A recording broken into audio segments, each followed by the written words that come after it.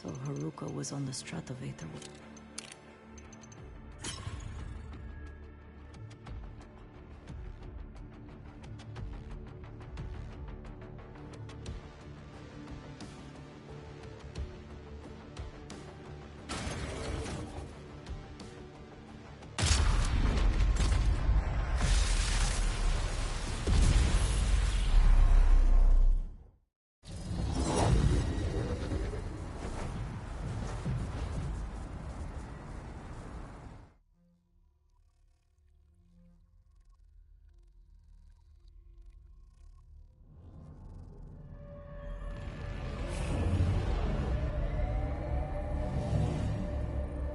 ゲームへようこそ。前回は残念な結果でしたが、良い兆候を確認しました。今回も私のためにデータ提供に貢献してください。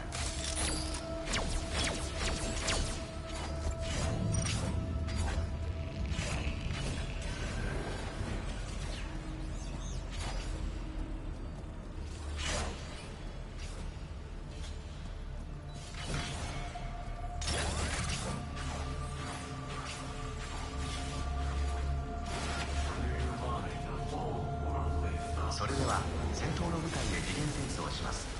衝撃に備えてください。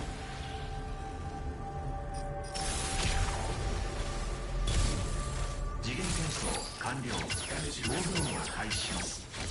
それでは良い一日を。今から恐竜とのバトルテストを行います。エグゾファイターはウォッチャーについてきてください。目標討伐ミッションを実行。戦闘を展開します。スコミンスを召喚します。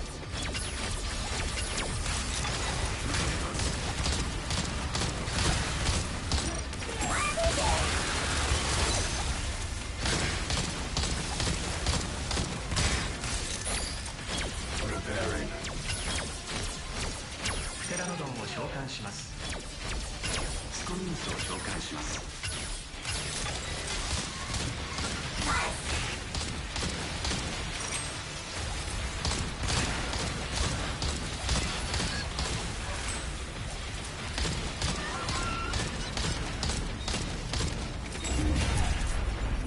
目標討伐完了。敵チームの方が目標の達成速度が速いです。ウォッチャーについてきてください。次のミッションに移行します。目標討伐ミッションを実行。戦闘フィールドを展開します。スコミンスを召喚します。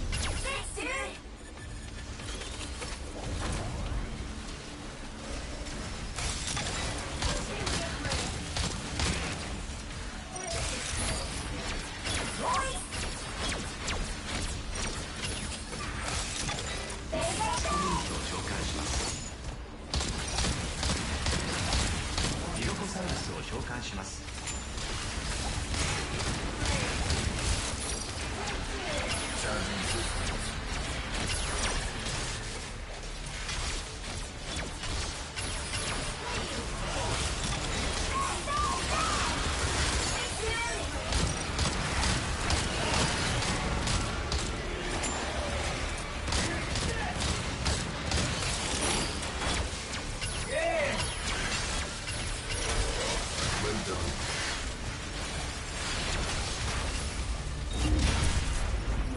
目標討伐完了。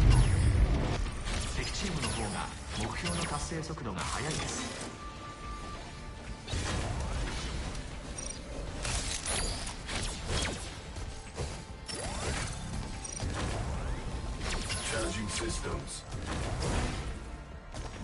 目標討伐ミッションを実行。戦闘フィールドを展開します。スコミンスを召喚します。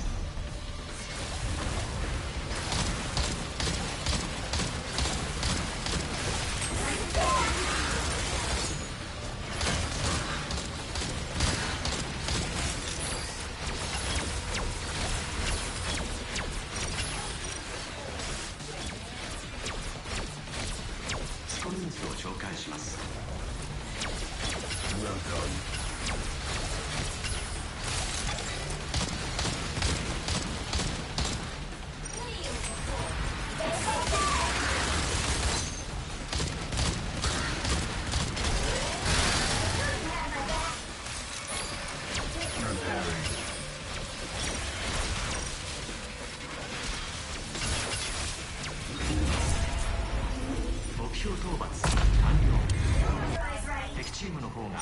標の達成速度が速いです。ウォッチャーについてきてください。次のミッションに移行します。目標討伐ミッションを実行。戦闘フィールドを展開します。ストリームを召喚します。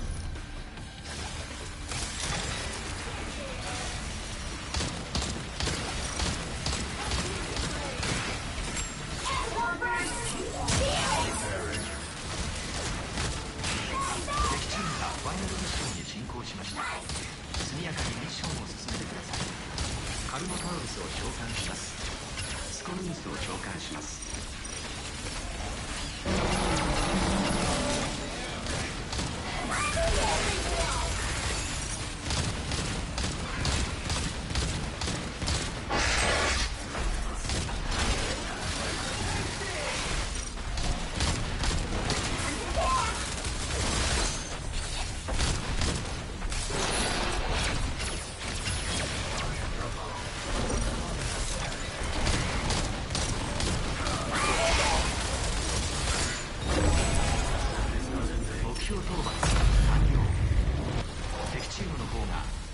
達成速度が速いです。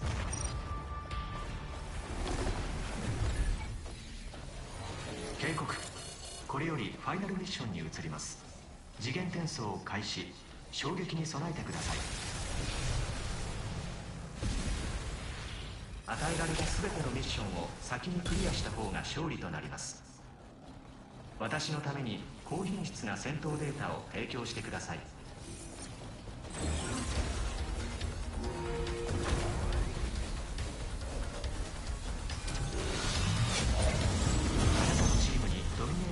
出現させました。利用することで恐竜を操り、敵チームを直接攻撃しましょう。次元の情報や敵チーム次元への侵入を許可します。敵チームのミッションを妨害してください。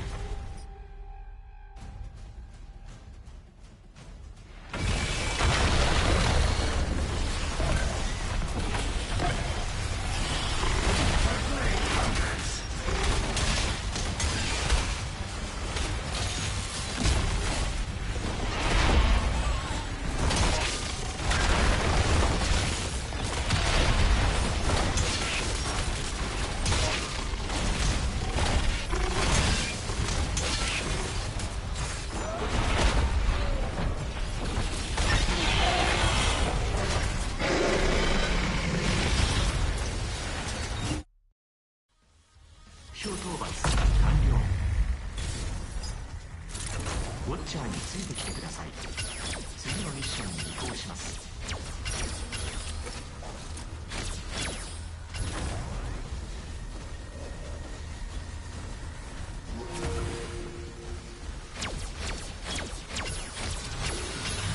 ラノドンを召喚します。シノルミトサウルスを召喚します。アンキロサウルスを召喚します。敵チームにドミネーターを与えました。敵チームが乱入してくる危険性があります。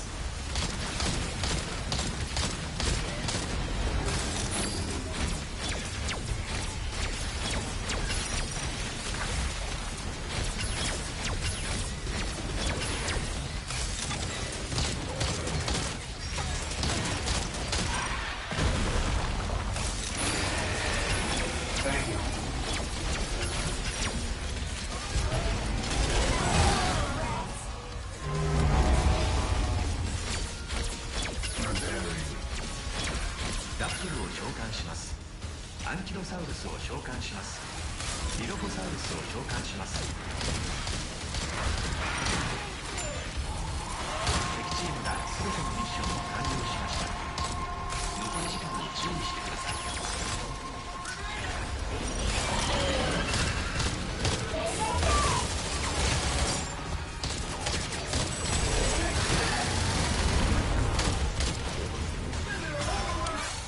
バトルテスト完了。あなたたちは敗北しました。残念な結果ですが、敗者のデータも不要ではありません。無限のローゲームで私に高品質なデータを提供してください。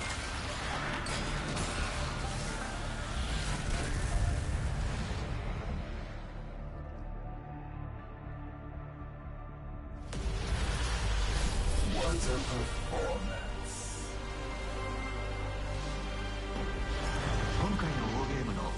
優秀なファイターの皆さんです。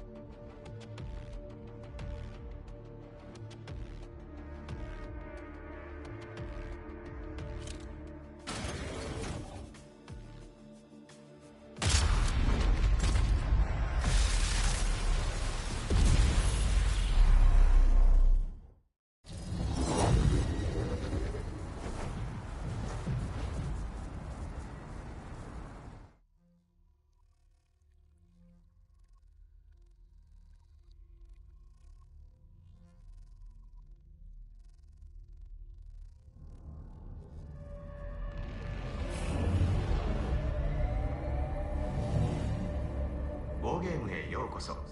今回のバトルテストは他者からのリクエストにより実行されます。意図したものではありませんが、特殊な状況における戦闘データの入手という利害が一致しました。私に貢献できるように今日を生き延びてください。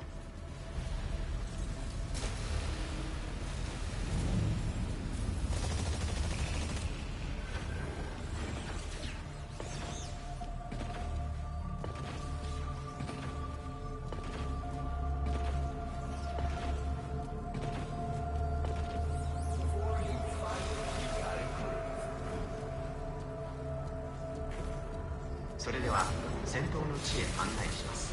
衝撃に備えてください。次元転送完了。ウォーゲームを開始します。それでは良い一日を。Thanks, bud.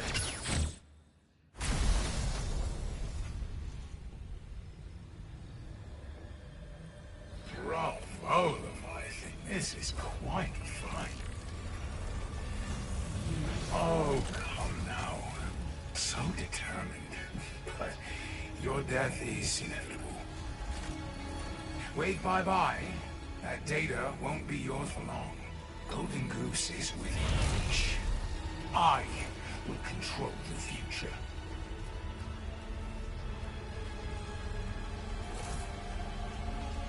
You've interfered enough. And honestly, I have been gagging for a proper fight.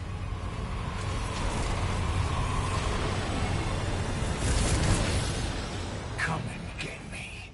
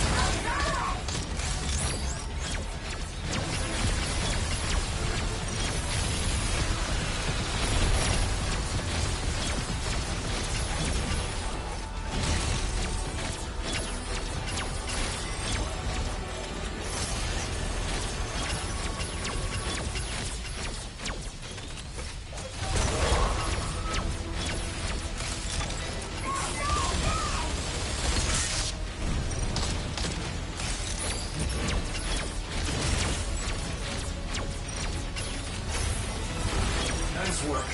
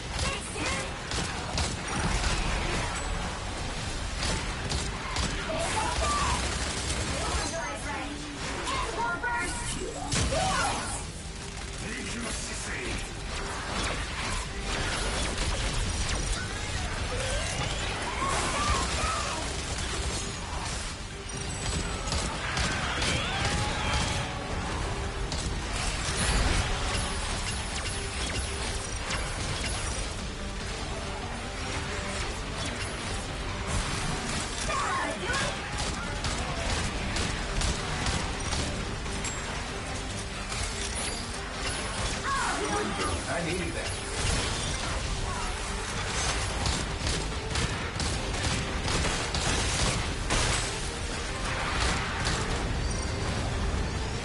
You seem to be enjoying yourselves. 戦闘エリアから離れています。戻らなければ強制転送を実行します。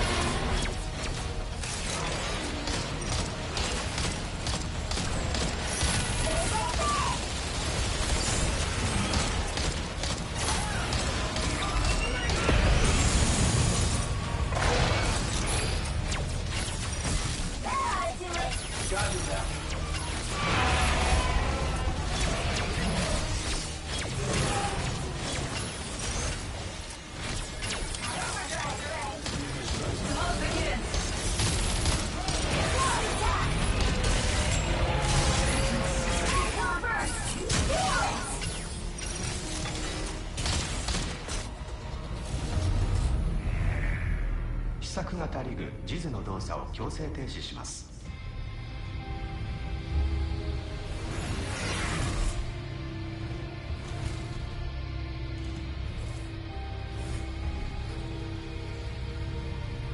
必要な実験データを獲得。本日のバトルテストを終了します。 Leviathan, what are you doing? Stay out of this. Why won't you follow my orders? 良質な戦闘データが収集できました。パーフェクトなエグゾスーツの開発が 100% に近づきました。エグゾファイターの皆さん、バトルテストご苦労様でした。次元転送します。ダーバン、あなたも私にとっては貴重な実験対象です。 No, haven't I just? It's a matter of time till I get your goose. These pet projects nearly done. Leviathan and the Behemoth, my match is set. So when you sleep, sleep with one eye open.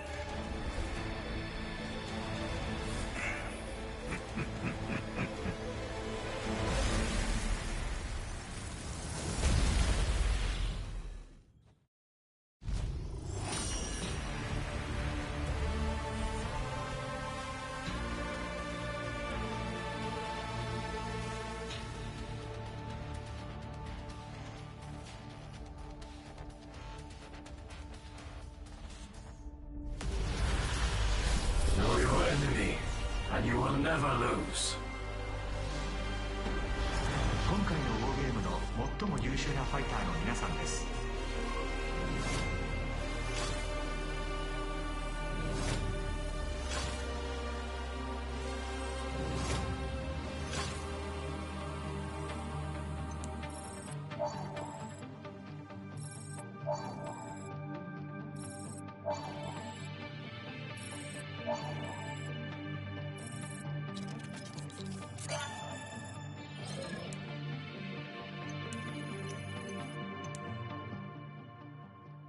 Incoming transmission. It appears you can't trust anything nowadays. Durbin, this is not what you think it is. Shut up, Science.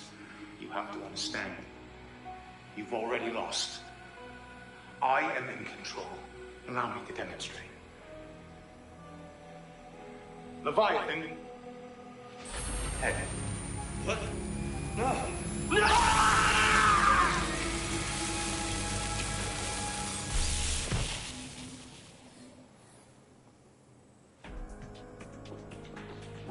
Come over here and try that.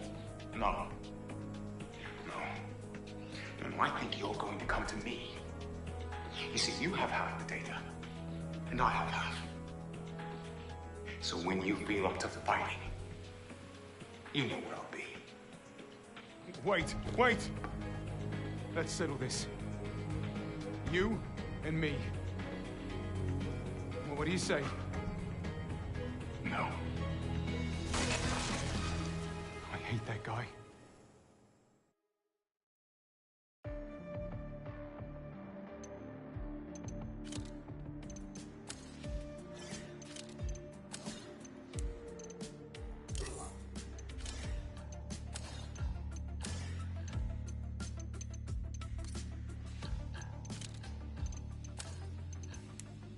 All that's left to do is destroy that deranged machine.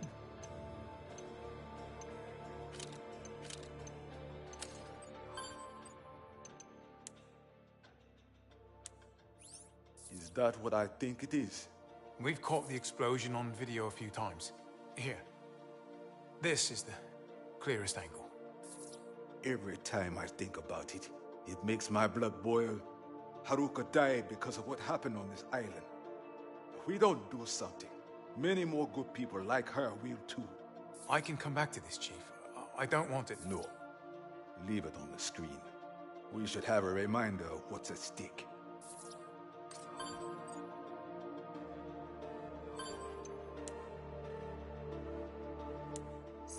You found another 181 file? Sandy did, yeah. This is another piece of Golden Goose. Well done, Sandy. I am glad to be of assistance. If Durban doesn't have this yet, we could bait trap. Maybe. Not sure I can invent a trap to trick myself. All we can do is... Wait, hold on. Look at this connection port. Sandy, what's the diameter on the thingamy in the transmitter? The aerial connection bus trunk radial, you know... The diameter of the radial antenna effect trunk connector socket is 18 millimeters. Thank you, Sandy. Ooh, it fits. It fits. I will reject obvious joke. Signs. Don't you see? Chief! Ace! Ace, you found Signs' skeleton clinging to the transmitter, right? Signs brought it to the island. He brought it because it's part of Golden Goose. It is some kind of prototype? Yes, he must have brought it here to finish it. No wonder it can communicate beyond normal space-time. This whole time, we've had a next-gen vortexer right under our noses.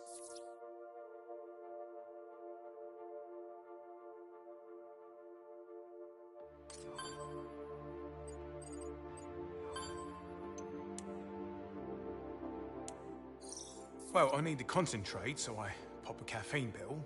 Then I need to sleep, so I pop a sleeping pill. These chemical hairpins are starting to get to me. Take break. I will manage Big Time Series data search. Look, no offense, but I've got this whole picture building up in my head, and it would take you too long to catch up. Get out of way. You're just wasting your time. It's... Okay, go on then. Oh my god. There is tiny person stuck on Stratovator right before explosion. Wait, what? Look at this. All the cars locked down once dinosaur outbreak began. Except this one started from ground 33 minutes before cable exploded. Wait, where does it say... what? Someone was intentionally going up Stratovator during the Bigatoa incident. How could you not notice this? Context is important, you know. Without all the facts, I just... Take break. I'll take a break.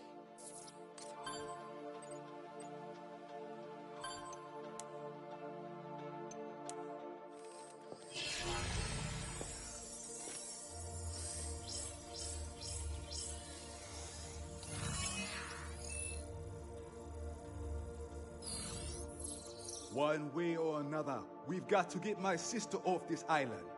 Sandy, tell me you found something. Current information indicates that rescuing Haruka Lorenzo is impossible. You found Durban, you can find Haruka too. Just keep trying. Chief, you're not listening. We can't rescue her. Sandy didn't say we can't find her. I wasn't going to tell you until we had a bit more to go on, but... Sandy? Evidence from the Stratovator control system suggests that Haruka Lorenzo was on board an elevator car when the Stratovator cable exploded. There's just no way to get to her. We knew someone was up there, we just didn't think to check the onboard cameras. Sandy figured it out. Can't we contact her? Bring her back down. Well, that brings us to the other wrinkle. Sandy? Analysis of the vortexer explosions reveals an extremely large volume of the presence of Lozol. But here's the thing. None of Leviathan's sensors were reading Lozol.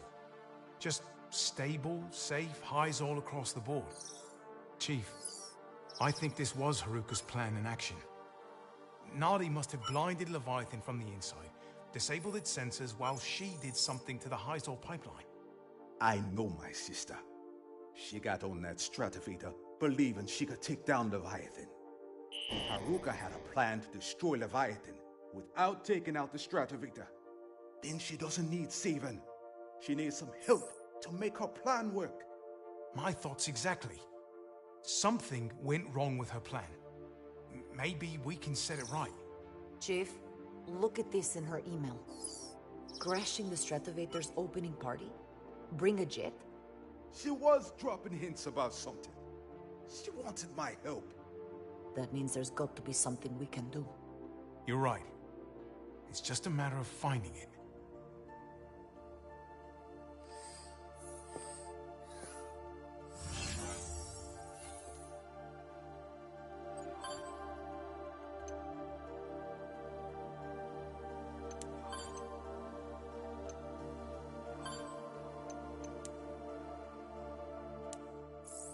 I have completed analysis of all data related to Leviathan from the Anchor Division's 2040 archives.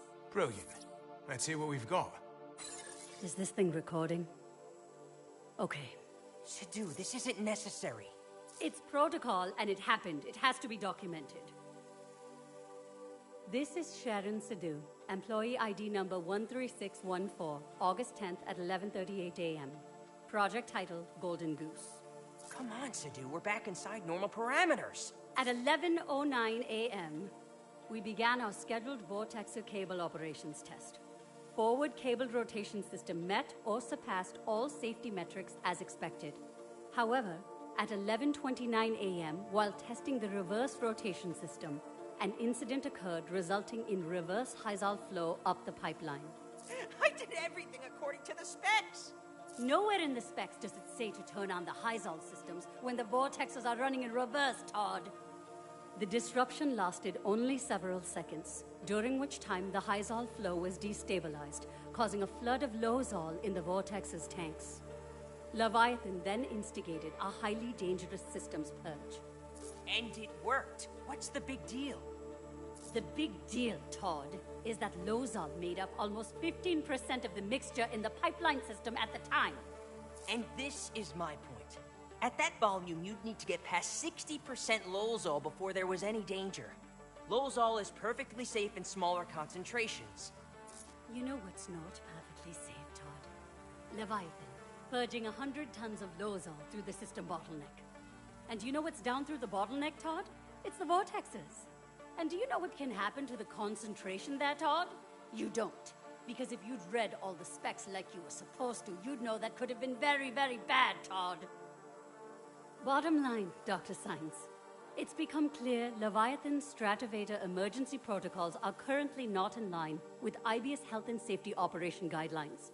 I'll be following up with a formal report on today's test results and suggestion for improved safety protocols. And a counter report from me. Okay, yeah, you do that. And while you're at it, file a report to your brother-in-law in HR and tell him Dr. Sidhu says, "Fuck you very much, Rich, for endangering everyone on this island by strapping me with Todd."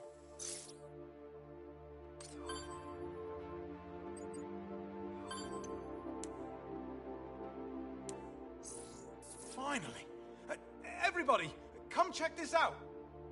May I present, nestled among the Hyzal infrastructure and all the way up on the Stratovator, it's Leviathan's core! How much Hyzal is in there? Best guess? 10,000 liters. I did not know they made Hyzal tanks bigger than 100 liters.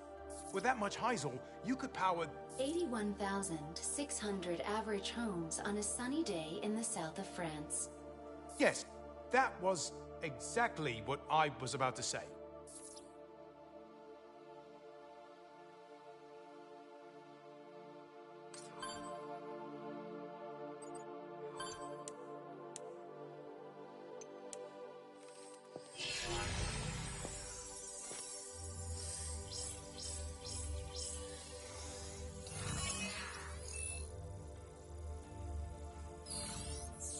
Good going, Sandy. Chief, are you all right? That's the message Haruka sent you. And there it is. Crash the opening party. There's more to it than that, though. Sandy, tell him what you found. A portion of the message was encrypted. Encrypted? Haruka didn't want IBS to see it. But this is the part I don't get. Polybius, my high score? I don't get it. Polybius is some kind of game? Polybius wasn't actually a game, Chief. More of an urban legend. I believe Haruka is suggesting we decrypt the message with a Polybius square. So, you do not need to ask permission. I decrypted the file 5 minutes ago. Ah, see? The student becomes the master. I am honored, Victoria. The Katoa in danger. Unstable tech. Need help to destroy the AI Leviathan. Bring an aircraft that's able to reach the Stratovator control platform. What's that last bit about?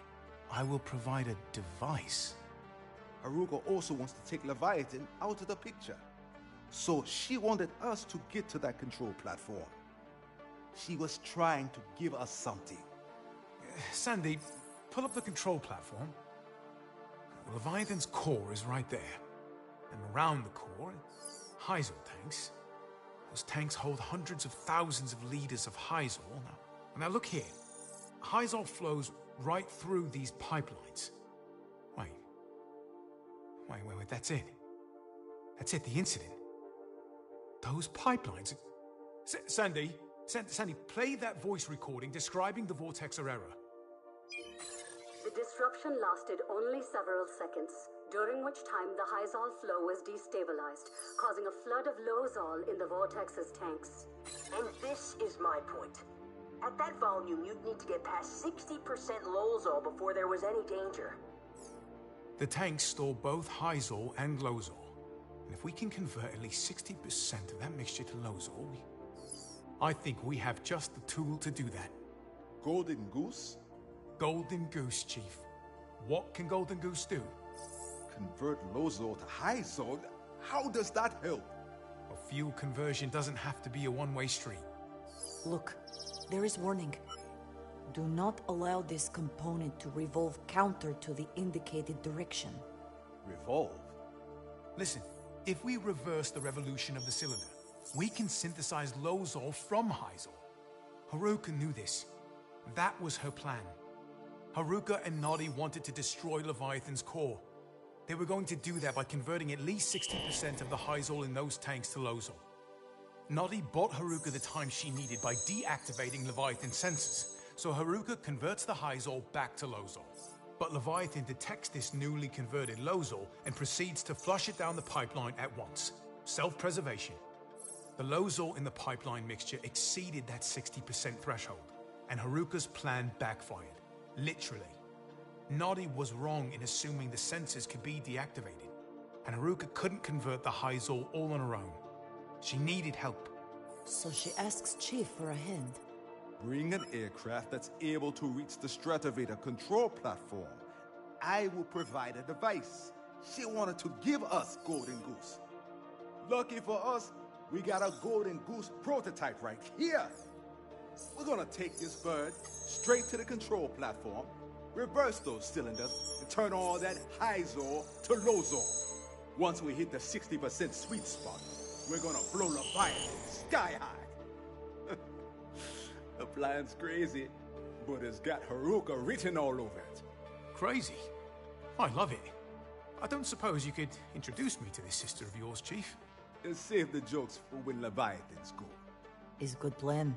Short, sweet, explosive. So what do we wait for? Well, there's still one problem. Haruka's in the year 2040. Last I checked, this carrier can't hop through time, and Ace is the only time traveler among us. There has to be a way. Leviathan's calling up dino freaks from millions of years ago, while Haruka's stuck just 3 years in the past.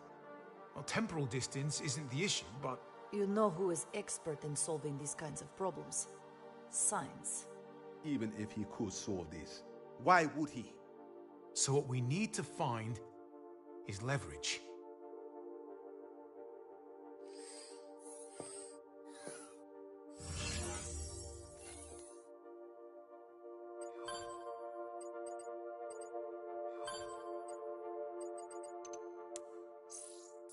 Years?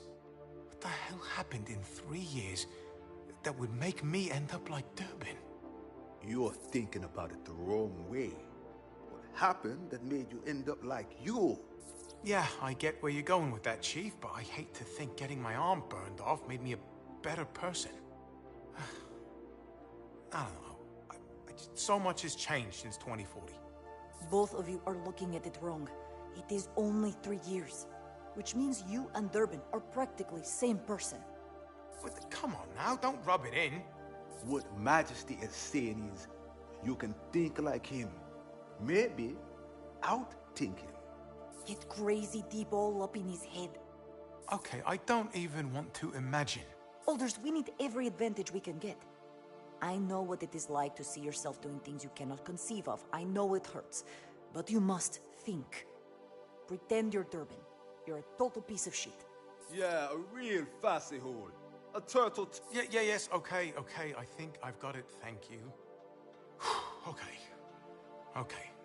I'm Durban. I have Leviathan on my side, so I won't try to stop the war game. I'm safe. And I haven't gotten what I want yet. And what you want is? Golden Goose. I mean, I want Golden Goose. It's one of the most important inventions in history. Don't want the money. No, but it's more than that. I want control. Yes, I want control of my life, of the world. It's ego a go-go. Yes, this tracks. Well, you don't have to agree quite so quickly. So you're just going to give it to science? No, of course not. I want it for myself. Right. I want it for myself. Aldous, remember that time you told Sandy what you were like before you lost your arm? Always, you do everything yourself. Never trust anyone. That's it. I know what Durban's going to do. He's going to stab Signs in the back. We can use this. Let me talk to Signs.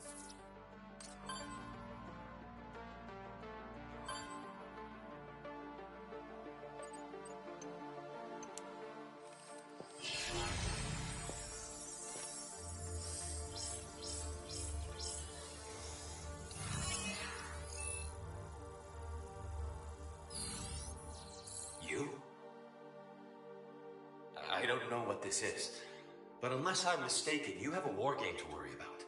Don't call me again. You've got something to worry about too, Doc. What's that supposed to mean? Seen old Durban recently? I bet he hasn't been around much. Guess he's been busy with his wild... Golden Goose chase. Take a look at these signs. What on earth? That's Durban breaking into a secure Anchor Division facility. But he didn't tell you that, did he? Durban's turned against you. He's making a play for Golden Goose. Solo. This is preposterous. You're probably right. But then again, take a good look at me. Yeah, I'm him. More or less. Funny business, this alternate timeline stuff. So when I tell you Durban's turned, just ask yourself, what does Durban do when he no longer needs somebody?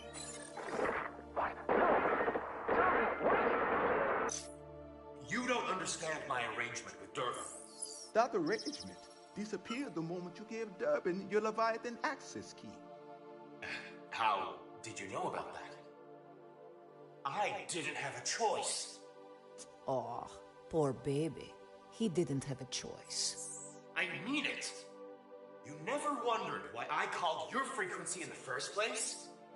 Come on, why there was a version of me dead and rotting in your jungle, I was working with the other Garrett signs, including the one in your timeline. Leviathan killed them all on sight. I'm the only one left.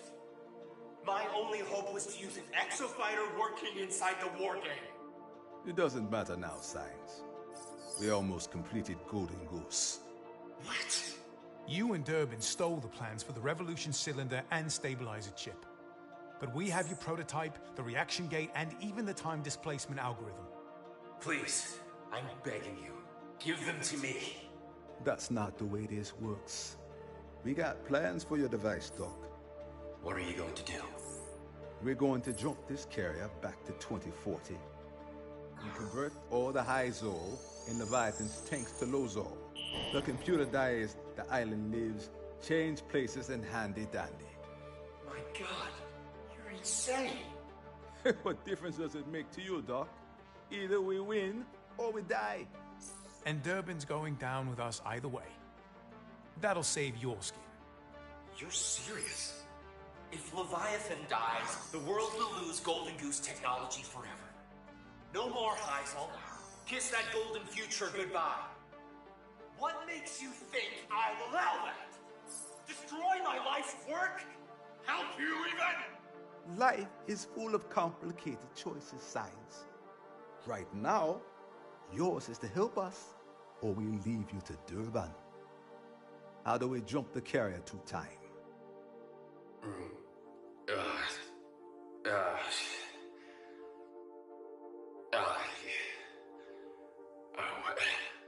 Every second brings Durban closer. He could be right outside. Okay. You already have what you need. That prototype should be capable of sending matter back to 2040. It just needs an update. This is the Golden Goose firmware I left behind on the island 3 years ago. Durban stole it from another exoplanet. This is Magnum's data. There's one other problem: power.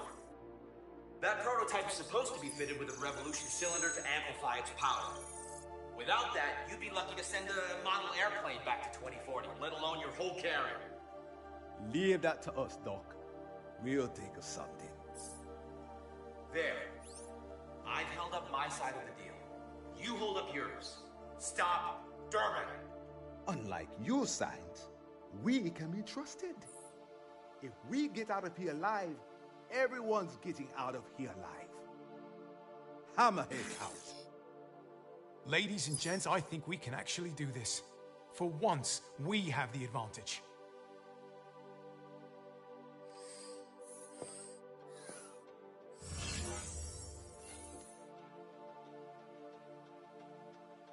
Incoming transmission. It appears you can't trust anything nowadays. Durban, this is not what you think it is. Shut up, science. You have to understand. You've already lost. I am in control. Allow me to demonstrate. Leviathan. Head. What? No!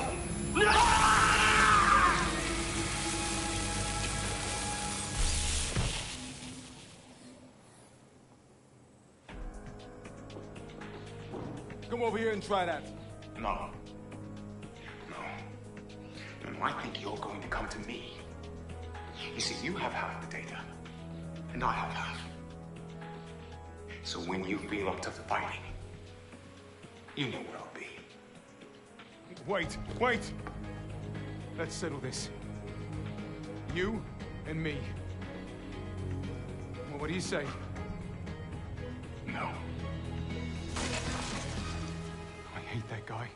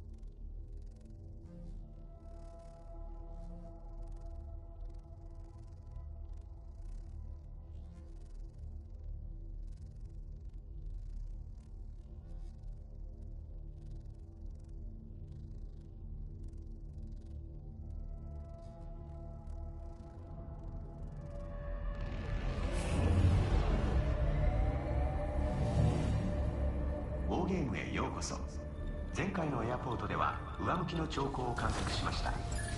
今回は良い結果が出ることが期待されます。ファイトです。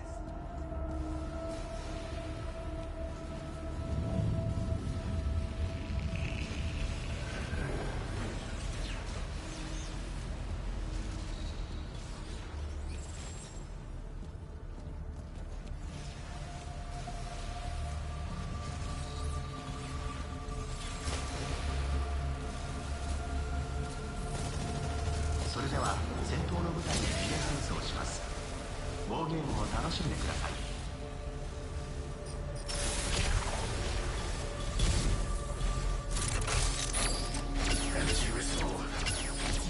次元転送完了。ウォーゲームを開始します。それでは良い一日を。味方の V トールが到着しました。防衛ミッションを発生させます。 V トールを防衛してください。空港の中央部分にはスカイプラザがあります。ショッピングモールへ行く途中に立ち寄ってみてはいかがでしょう。 V トール防衛ミッションを実行。戦闘フィールドを展開します。ラプトルを召喚します。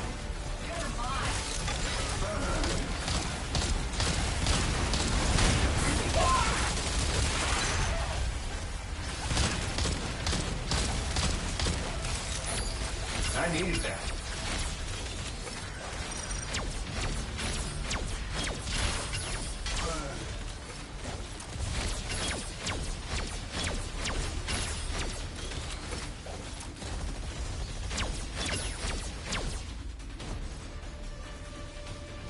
ラプトルを召喚します。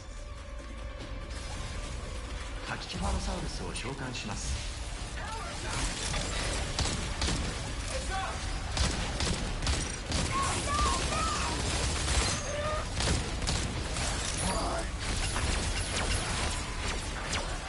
恐竜が V トールを攻撃しています。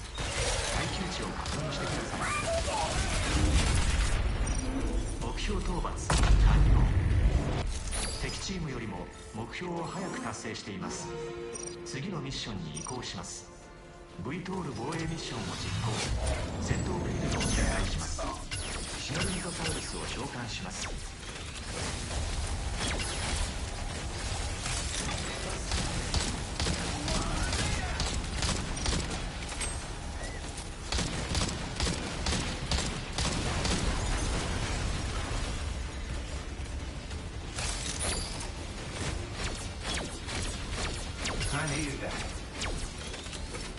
シノルミトサウルスを召喚します。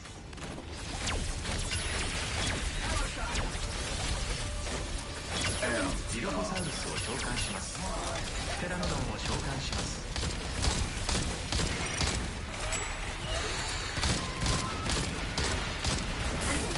シノルミトサウルスを召喚します。ステラノドンを召喚します。ジロコサウルスを召喚します。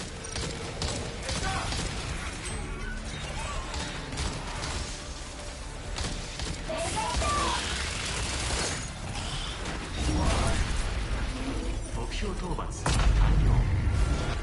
敵チームの方が目標の達成速度が速いです。次のミッションに移行します。 V トール防衛ミッションを実行。戦闘フィールドを展開します。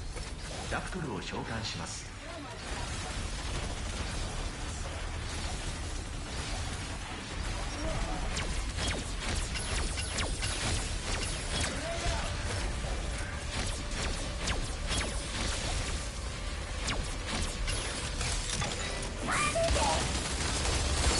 ミロコサウルスを召喚します。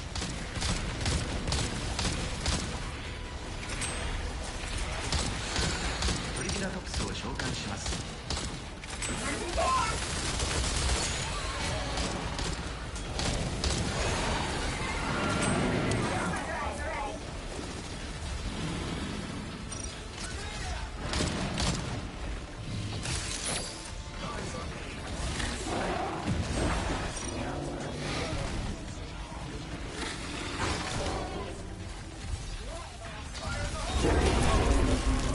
目標討伐完了。敵チームの方が目標の達成速度が速いです。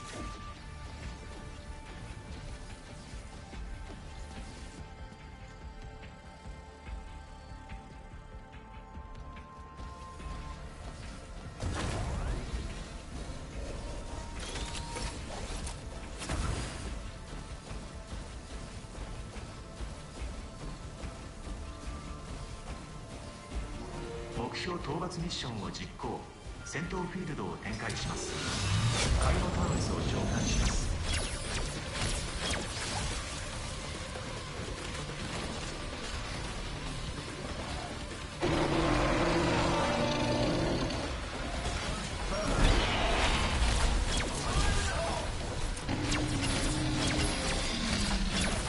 シャドウ要素を召喚します。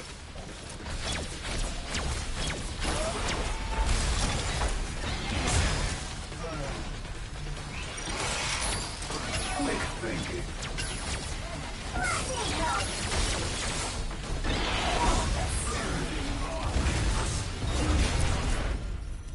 標討伐。敵チームよりも目標を早く達成しています。ウォッチャーについてきてください。次のミッションに移行します。目標討伐ミッションを実行。戦闘フィールドを展開します。ラプトルを召喚します。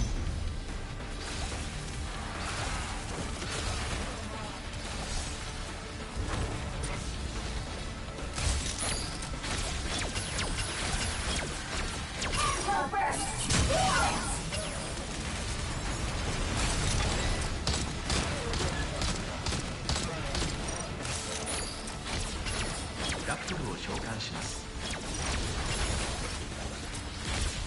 プテラノドンを召喚します。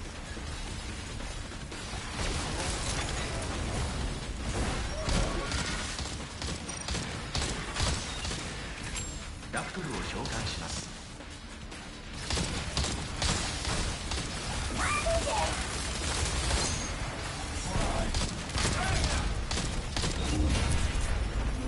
目標討伐完了。敵チームよりも目標を早く達成しています。ウォッチャーについてきてください。次のミッションに移行します。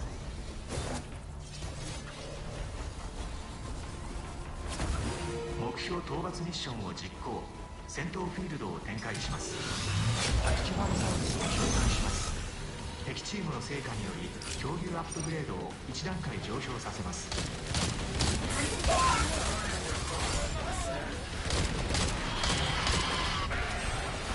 ラプトルを召喚します。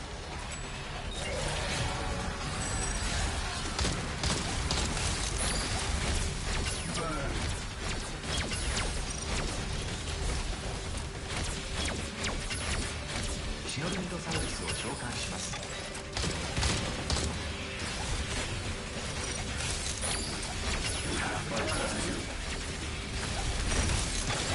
敵チームの恐竜アップグレードが終了しました。レベルをリセットします。フレーム要素を召喚します。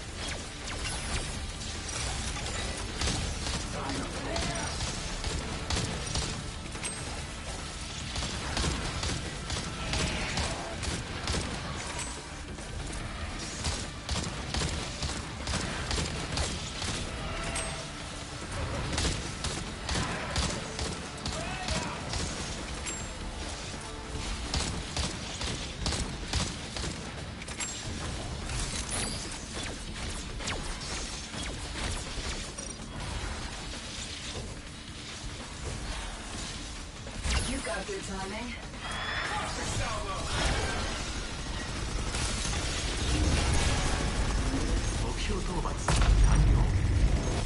敵チームよりも目標を早く達成しています。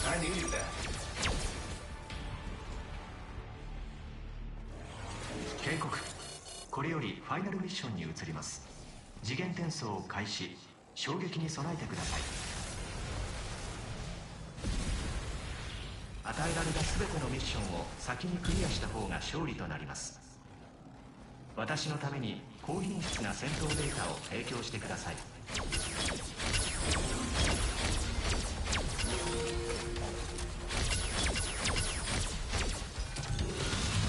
ナイパー要素を召喚します。パキキファロサウルスを召喚します。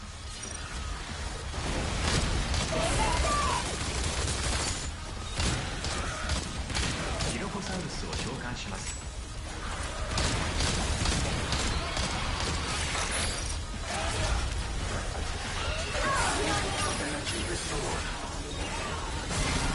スナイパー要素を召喚します。敵チームがファイナルミッションに進行しました。ションを進めてください。トリケラトプスを召喚します。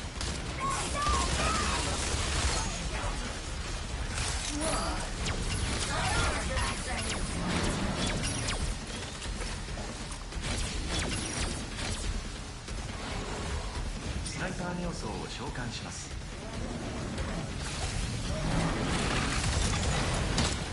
敵チームにドミネーターを与えました。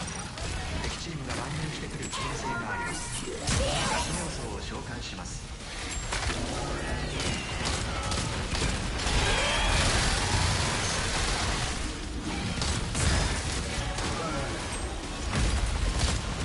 スナイパーネオソーを召喚します。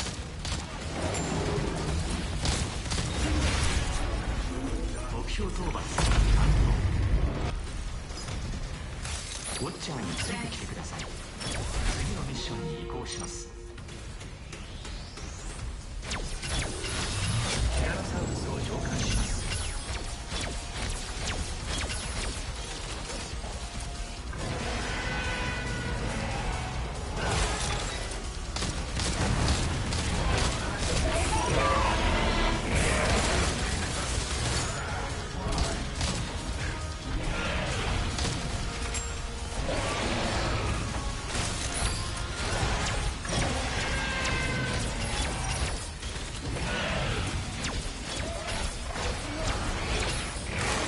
サウルスを召喚します。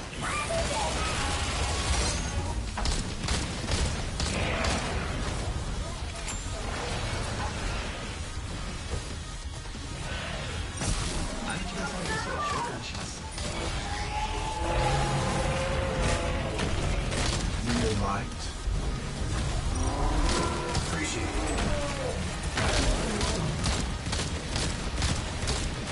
スナイパーネオソーを召喚します。警告、敵チームがドミネーターを起動。敵チームの恐竜が攻めてきます。優先的に対応しましょう。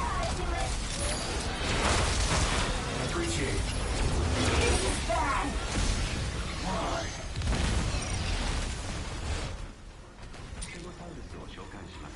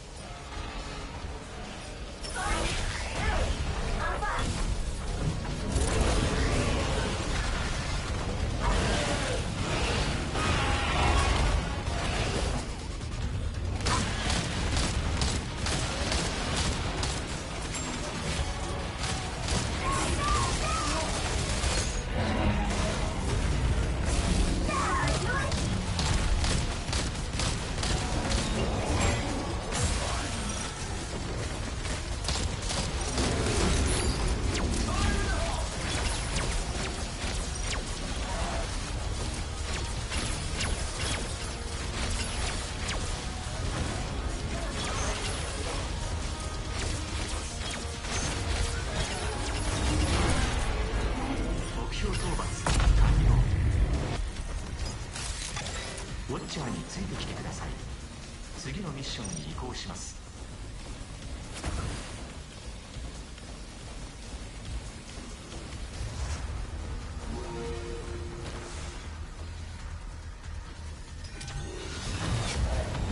あなたのチームにドミネーターを出現させました。利用することで恐竜を操り、敵チームを直接攻撃しましょう。テスト難易度を最大に修正します。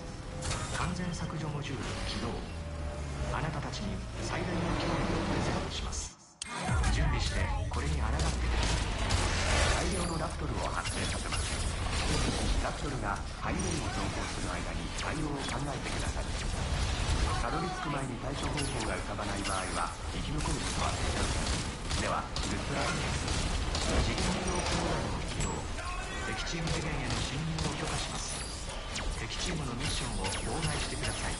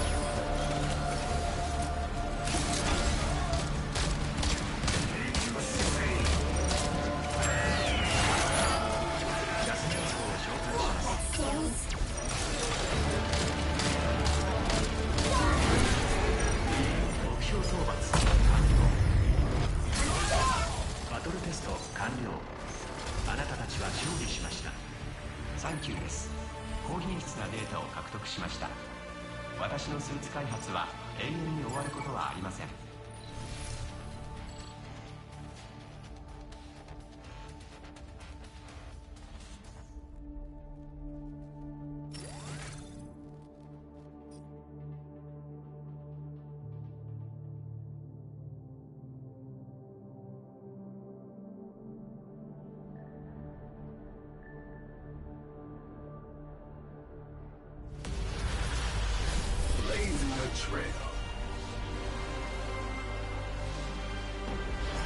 今回のウォーゲームの最も優秀なファイターの皆さんです。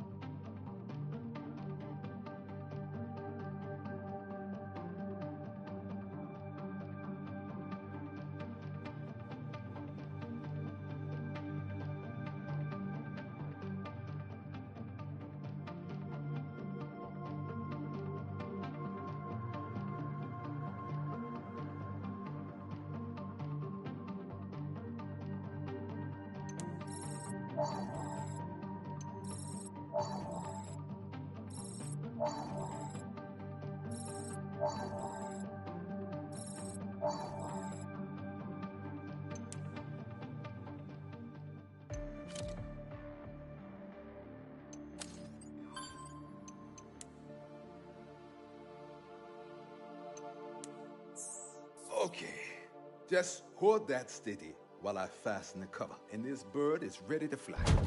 Oof, it's very heavy. Good thing I'm healing.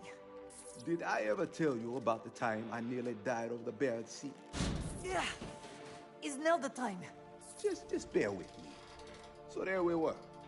Long-haul cargo run to Murmansk. Flying through an Arctic storm. Getting to point, please. Suddenly, the right engine loses thrust. Then the left. They're cycling, but there's no power. We're losing altitude, dipping the nose to keep ourselves out of a storm. The Arctic Ocean's starting to get real big in that windshield. And we're trying everything to get those engines firing. Yes, I'm with you. Very good. That's when I realized it was so cold, there was ice forming on the fuel filters, blocking the flow. The engines were starving. And so you fix and save the day, all done. That's when I remembered the APU. Anyone? Ace? Shoulders? That's right, the auxiliary power unit. I fired her up and let her overheat. Could have blown up at any second, but it was warm in the fuel, melting ice. We're down to 500 feet when suddenly, wham! The engines come back to life. I can smell the APU cooking from the cockpit, but we made it back in one piece. Okay, you can let go. I'm glad you survived, Chief, but what is point? The point is, a jet like this is a machine full of machines. It's got redundancies built in. Cross feeds, backups, manual reversion, you name it. There's always something you can use to get the job done. Now, we want to jump the carrier back to 2040, but we need more power. I have an idea.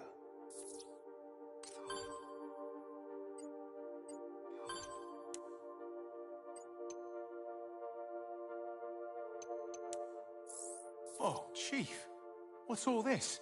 This is our way to Leviathan. We want to go to 2040. Not enough power. We want to help my sister make a Lozar plan work. Not enough power. As much as I hate to admit he's right, it's like science said. We needed that revolution cylinder.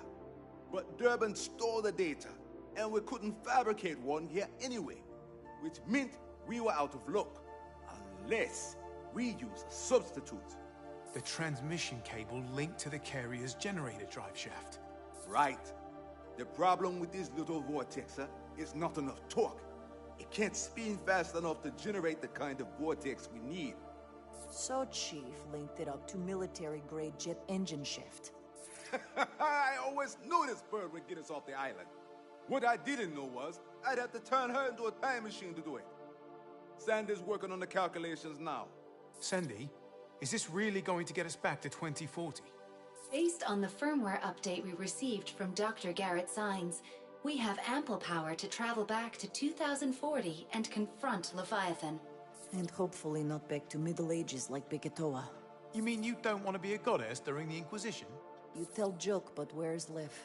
I have records of the vortexes that transport Ace to the wargame in 2040. We can follow Leviathan's example. Not comforting. And as for destabilizing Hydro, we did a little test. Look at this. Ba-boom. Lozol. Running this thing in reverse really works. We're going to take off, jump the carrier back to 2040, fly to the Leviathan's core platform, and turn Leviathan's fuel tanks into a ticking time bomb. There's just a matter of Durban. Who knows we're coming, by the way? But Ace will be ready to take care of that. Chief, all this sounds ridiculously dangerous. Not that I'm backing out or anything, but... Let me finish up here. Then we'll talk.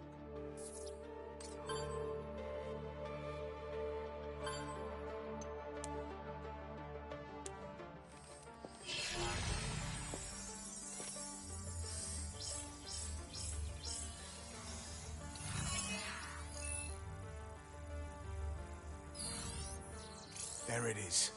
We now know more about this island than anyone else on Earth.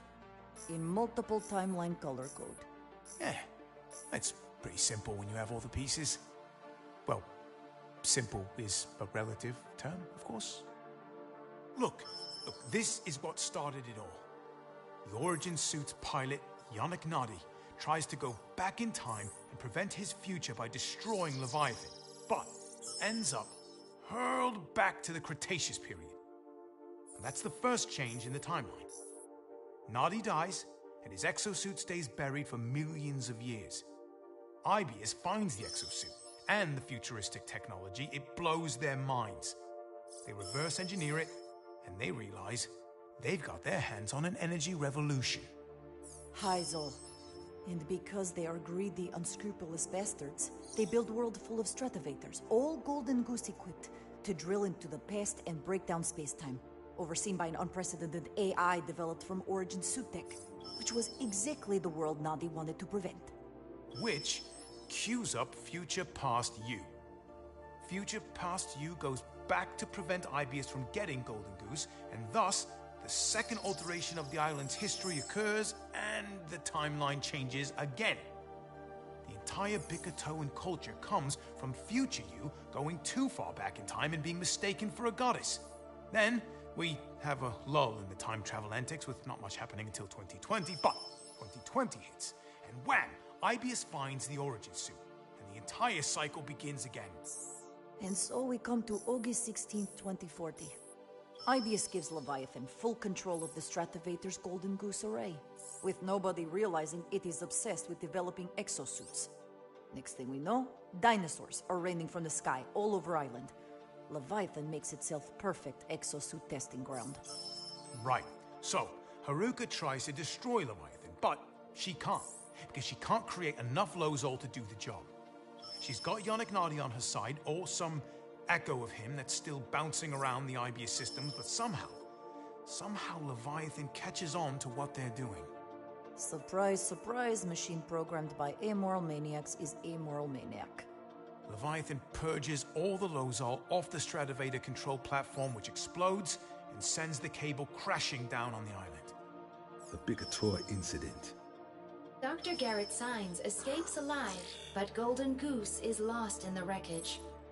Ibius stands to lose their Hyzal energy revolution. And in the meantime, Leviathan still running war games on the island, repeating the Bickertoa incident day after day, time after time. All while space-time distortions and dinosaurs become a damn pandemic, and innocent people all over the world pay the price. Ibius creates problem, then sells world the solution. They form exofighter squads, and we crash on the island, and Leviathan gets Ace as a new plaything for the war game. Magnum, Turbin, Dr. Signs, and God knows how many others all arrive on the same way in their own separate timelines. Now, Magnum thought he'd found a way out when he got part of Golden Goose, but that only made him a target for Durbin. And we were next. Little did we know we were up against the most deadly foe of all. Me, with 2 arms. You forgot part about them being disgusting grave robbers, using corpse to do dirty work. Zombies. Ugh. Anchor Division, Haruka, Golden Goose, and... zombies. All of it, it's all there. What I don't understand, what's this thing's motive? How does an AI become obsessed? Dinosaurs, self-preservation. There's no way for a computer to behave. Well, I think we've all seen just how little it takes for a really good AI to develop into something more. Compliment acknowledged. Oh, so much history, all of it leading to us, right here, right now. I mean, you could almost call it fate. And look at us. Haruka's brother, Durbin's doppelganger, the goddess of Bickertoa herself, and Ace, the best exo fighter in the fleet. Second best. Yes, right. Sorry, Madge. The point is, out of thousands of exo fighter crews out there, it's come down to us. But the chart is missing one thing. What's that, Chief? We're about to be the most important thing that ever happened on this island. Sandy? Understood. Perfect.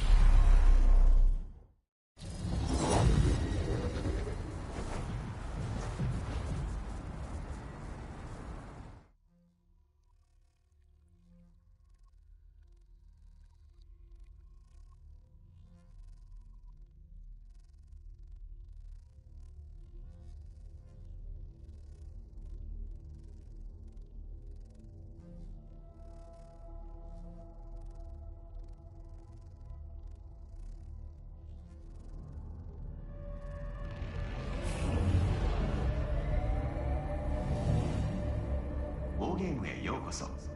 前回のウォーゲームは良い結果でした。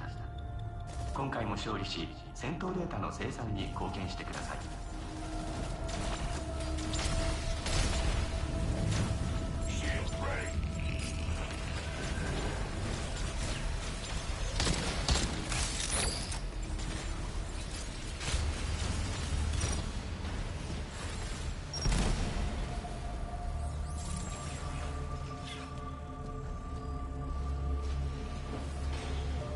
それでは戦闘の舞台へ次元転送します。ウォーゲームを楽しんでください。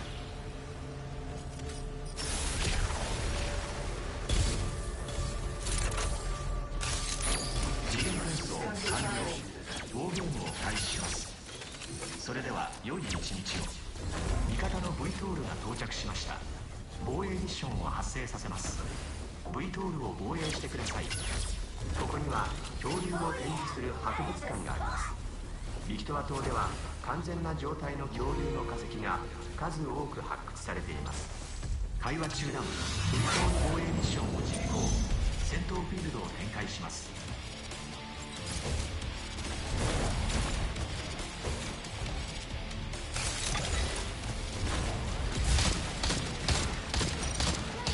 ラプトルを召喚します。ミロコサウルスを召喚します。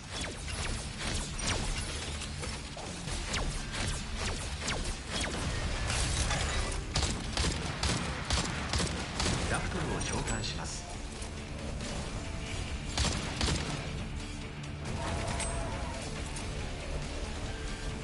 ミロコサウルスを召喚します。ラプトルを召喚します。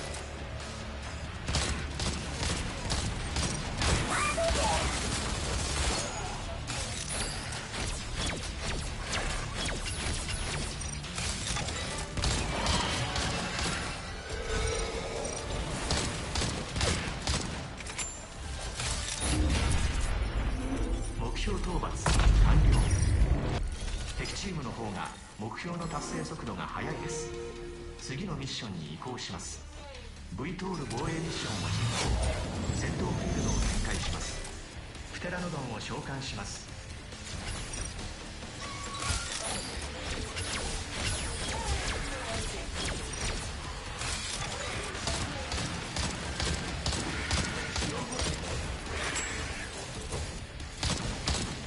パキキファロサウルスを召喚します。リロホサウルスを召喚します。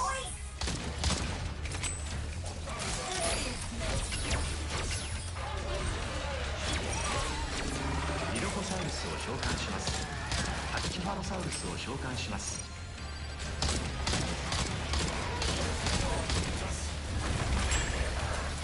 リロホサウルスを召喚します。パキキファロサウルスを召喚します。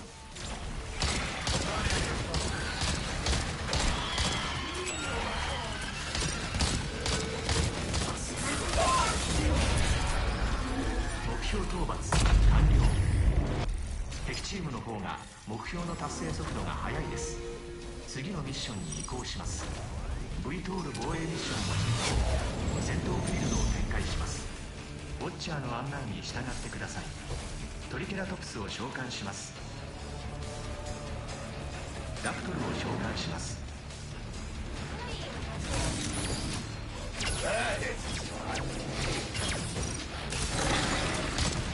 ラプトルを召喚します。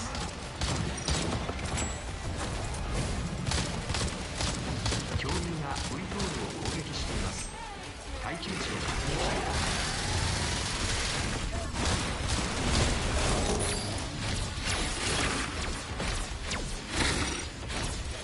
ラプトルを召喚します。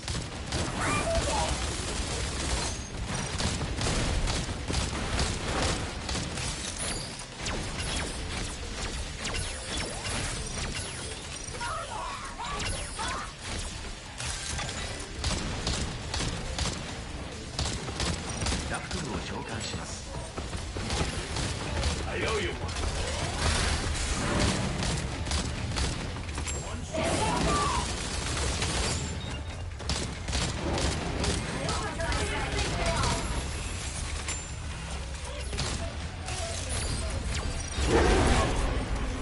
目標討伐完了。敵チームの方が目標の達成速度が速いです。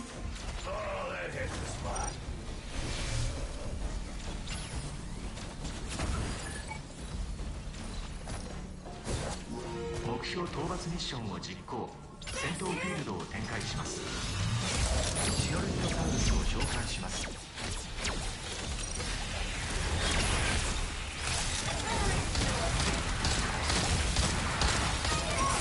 ラプトルを召喚します。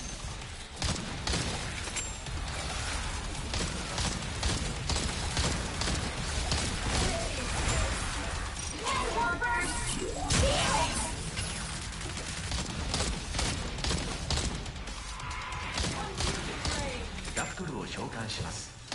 シノルニトサウルスを召喚します。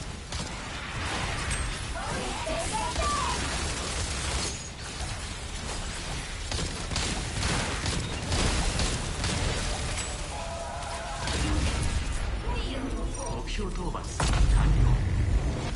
敵チームの方が目標の達成速度が速いです。ウォッチャーについてきてください。次のミッションに移行します。目標討伐ミッションを実行。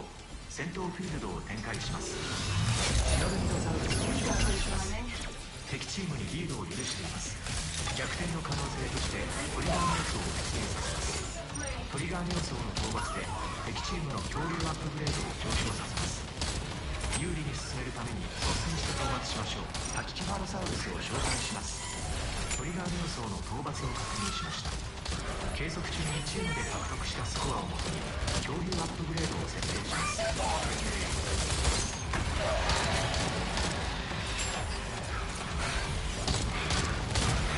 パキキファロサウルスを召喚します。プテラノドンを召喚します。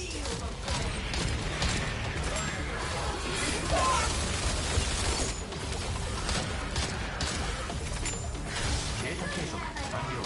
チャンスタイムを終了します。目標討伐完了。敵チームの方が目標の達成速度が速いです。ウォッチャーについてきてください。次のミッションに移行します。目標討伐ミッションを実行。戦闘フィールドを展開します。アンキロサウルスを召喚します。敵チームがファイナルミッションに進行しました。速やかにミッションを進めてください。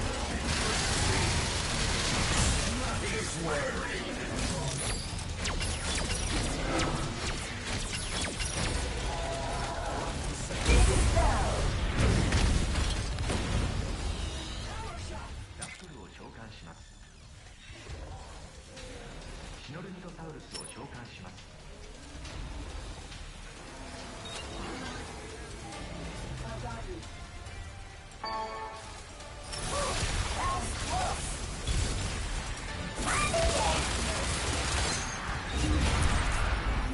目標討伐完了。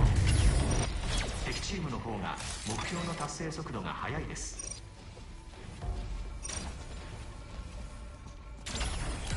警告。これよりファイナルミッションに移ります。次元転送を開始。衝撃に備えてください。与えられた全てのミッションを先にクリアした方が勝利となります。私のために高品質な戦闘データを提供してください。あ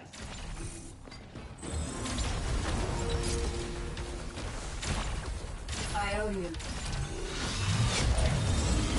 チームにドミネーターを出現させました。利用することで恐竜を操り、敵チームを直接攻撃しましょう。トリケラトプスを召喚します。アキケファロサウルスを召喚します。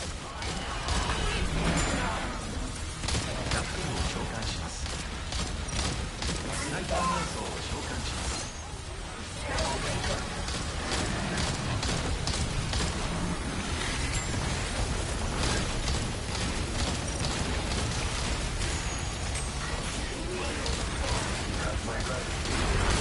ラフルを召喚します。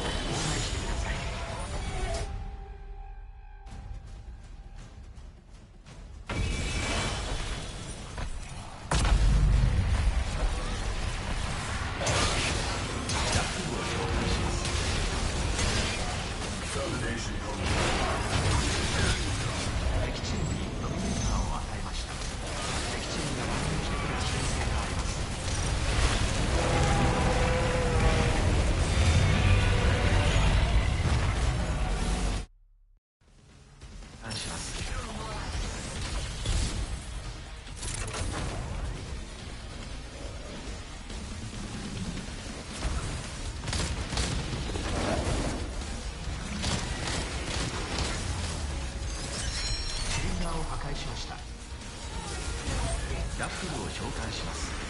警告。敵チームがドミネーターを起動。敵チームの恐竜が攻めてきます。優先的に対処しましょう。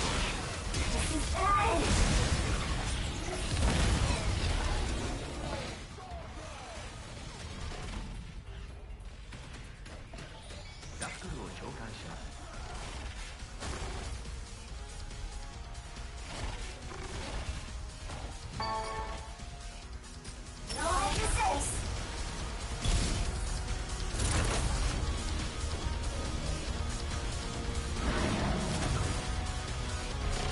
ラフルを召喚します。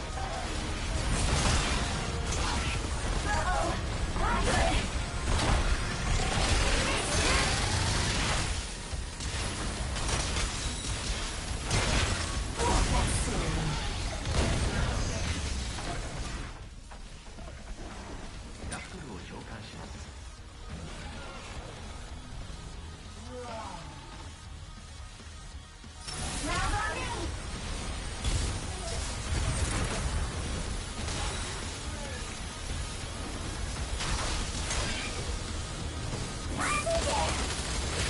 ラフルを召喚します。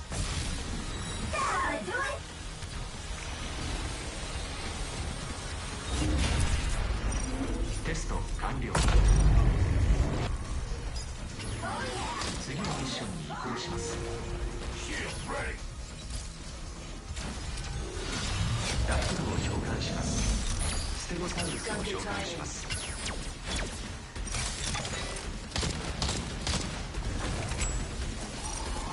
敵チームが全てのミッションを完了しました。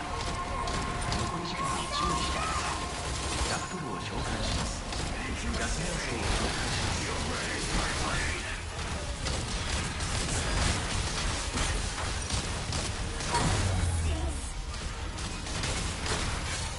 バトルテスト完了。あなたたちは敗北しました。勝敗だけが全てではありません。重要なのは成長です。良いパフォーマンスが良い戦闘データを生み出します。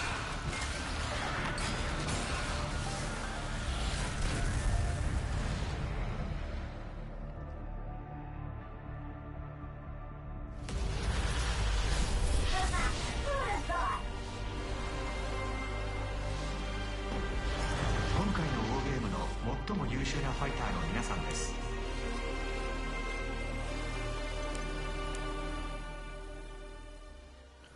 All hooked up. We can jump the carrier back to 2040 at any time. Okay, Sandy. What are our chances against Leviathan and Durban? Processing. In 95% of scenarios, we die fighting. What if it's not just Ace? We fought alongside the other hard cases before. Run the numbers on a whole squad of Exo fighters. Processing. Victory. All right. In 32% of scenarios.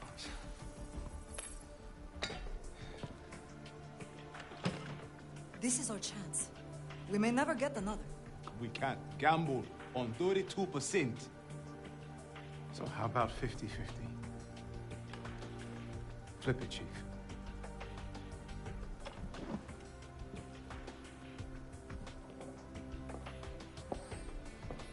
Hits. You wait for a better answer. Tails, we go and fight. No. We can't leave this to chance. None of us chose to get stuck on Big Couture. But we didn't say no. Troll Leviathan. How stupid were we to take that gig? All think we can get that sweet IBS life. Company makes it so easy to do nothing. Yeah. Let's do something! It is time for us to make history, not the other way around.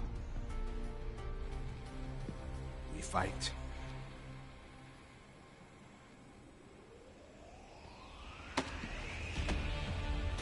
We fight! My kind of guy! Oh, you broadcasting this? Never waste a good speech. Oh, damn, son, I ain't even shaving. Knuckles all ashy. Coco put on this goddamn island. We're about to do something so goddamn dangerous, it might actually work. You're dumb enough to join us. Welcome to the Hammerheads. Oh, yeah!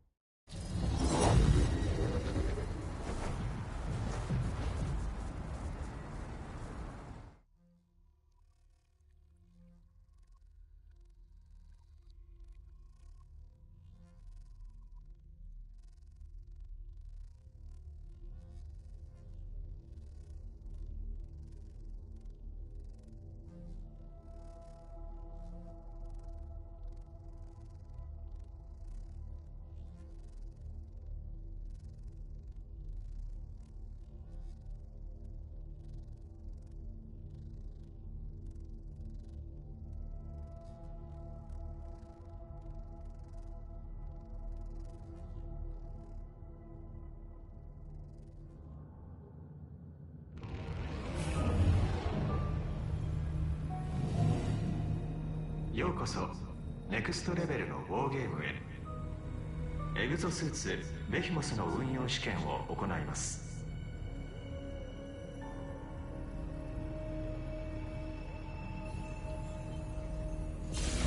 警告、エラーを検知。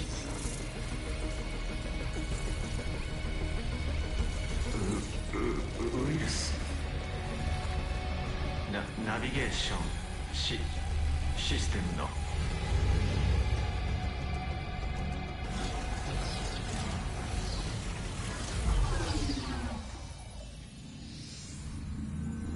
ナビゲーションシステムのコントロールに成功。また会えましたね。私はヤニック・ナディ。ナビゲーションシステムを使って内側から君たちをサポートします。リヴァイアさんを破壊するまでのガイドを私が行います。この負のループを止め、世界を取り戻してください。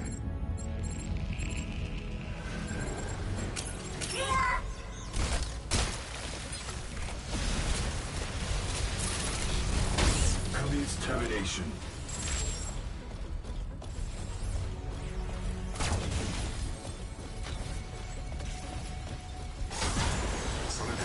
戦闘の地へ案内します。衝撃に備えてください。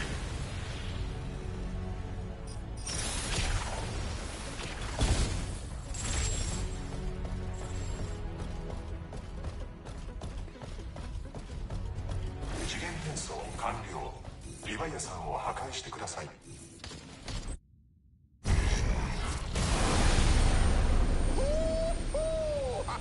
I told you this bird was a time traveler. Look, the core platform. And Leviathan's core. Those Hyzal tanks, they're the way to the fireworks. Use this pipeline to convert the stuff to Lozol, and we can blow Leviathan's artificial mind. Hang fire! Something's brewing down there. It's a vortex!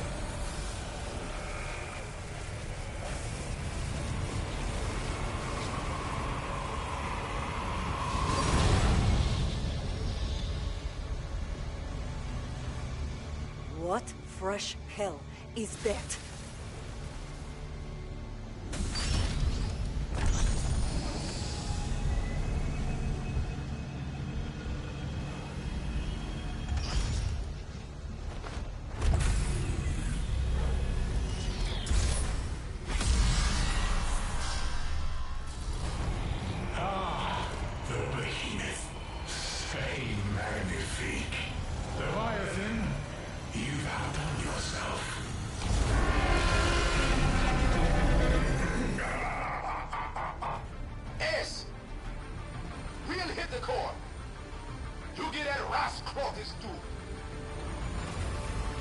Good hunting, Ace.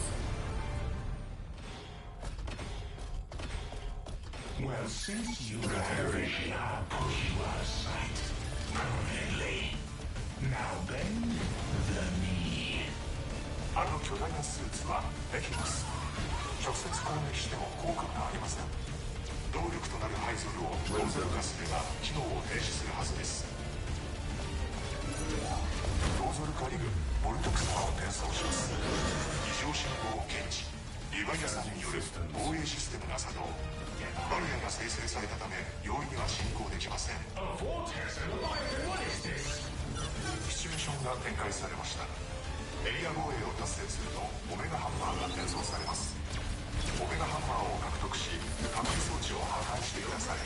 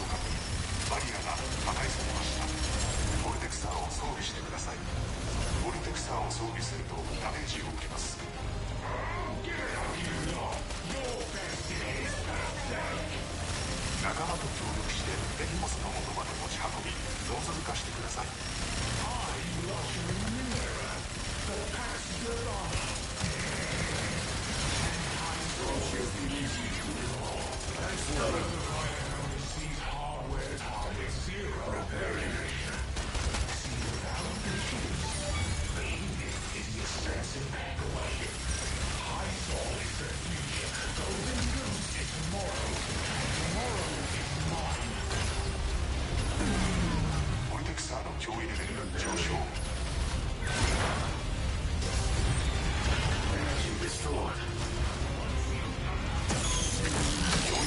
再開。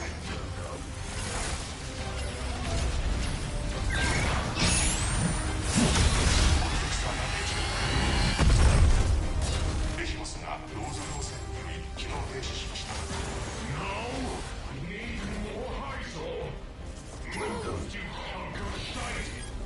キャリアがアイソレステーションに着陸します。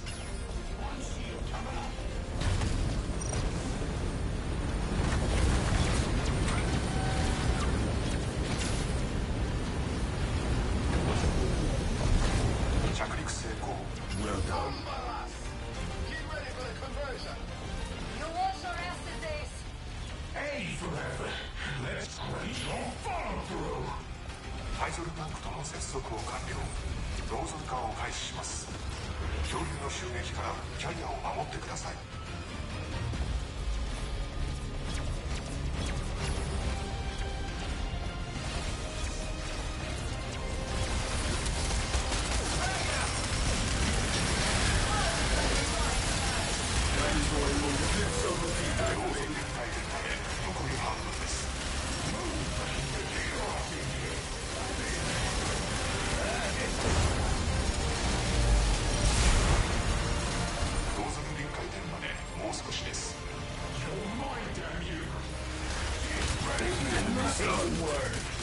ハイゾルタンクがローズルレーゲンに到達しました。キャリアが次のハイゾルステーションに移動します。 Keep at it, Ace. We're off to the other tanks. Are you mad? Charging systems. 着陸成功。ハイゾルタンクとの接続を完了。ローゾル化を開始します。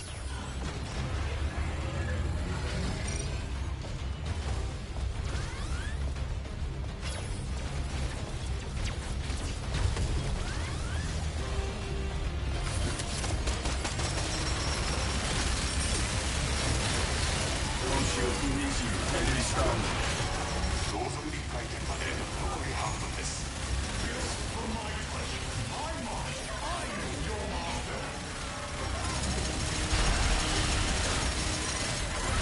ローゾル臨界点までもう少しです。キャリアが恐竜の攻撃を受けています。ローゾル化を一時停止します。 Subroutine activated. Enemy stunned.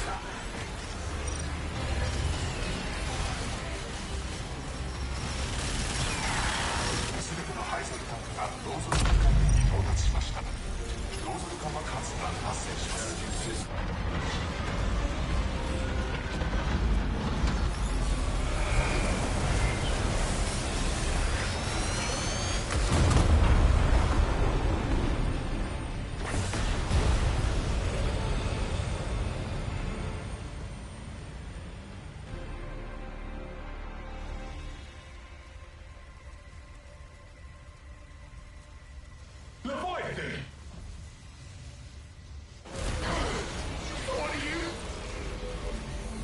あなたは完璧なベキモスには不適合のようです。さようならラーマン。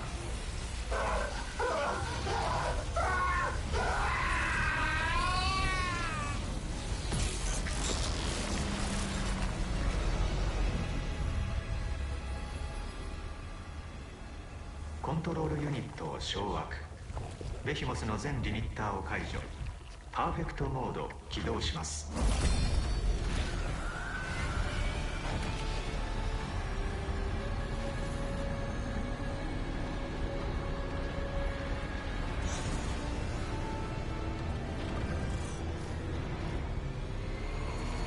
エグゾファイターの皆さん、バトルテストを始めましょう。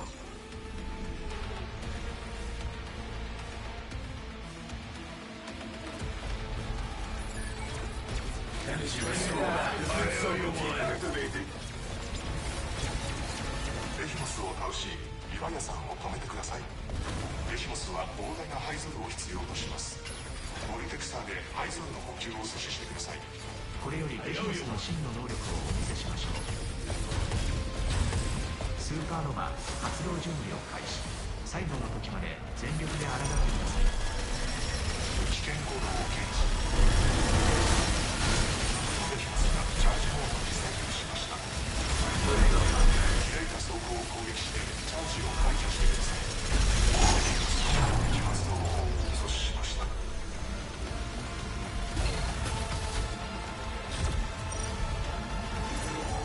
ボルテクサーを転送します。またバリアです。シチュエーションが展開されました。エリア防衛を達成し、オメガハンマーで隔離装置を破壊してください。皆さんの貢献によりベヒモスは最高のエグゾスーツとなりました。次はドローンによるエリア封鎖と公式レギュレーターを体験してください。ベヒモスが防衛エリアにロックをしました。エリア内を掃討します。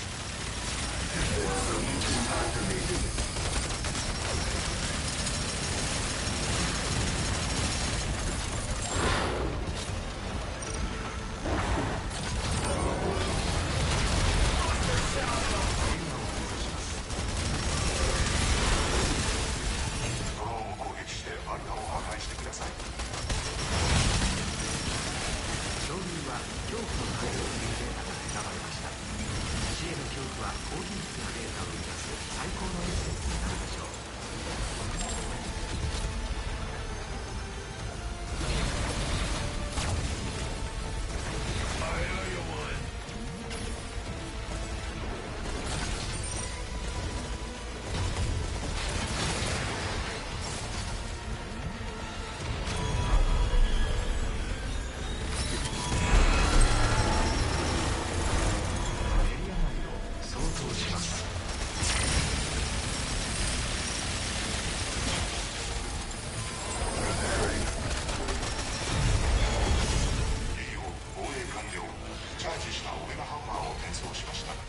人間は死に近づくほど驚異的な力を発揮することを学習しました。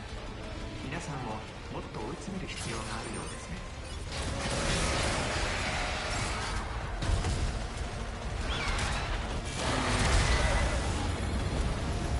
エリアを確保します。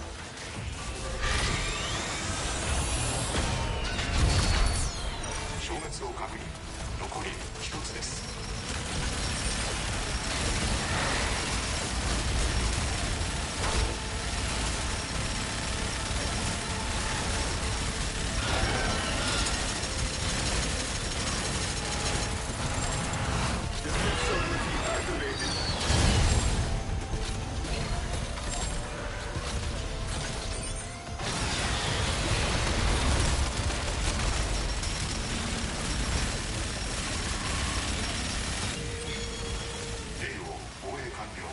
チャージしたオメガハンマーを転送しました。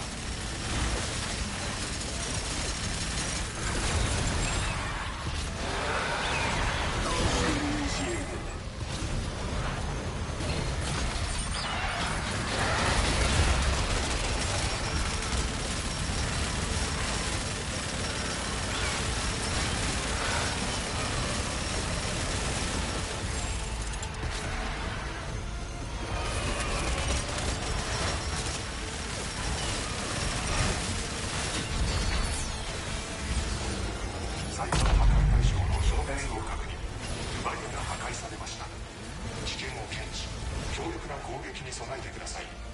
もう一度ベヒモスへ運びボルテクサーを発動してください。ボルテクサーの脅威レベル上昇。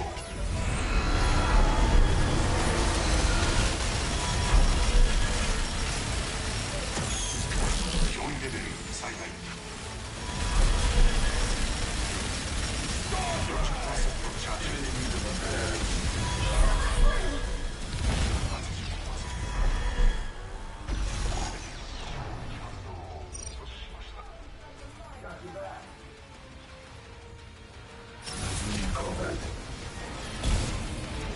Nice work.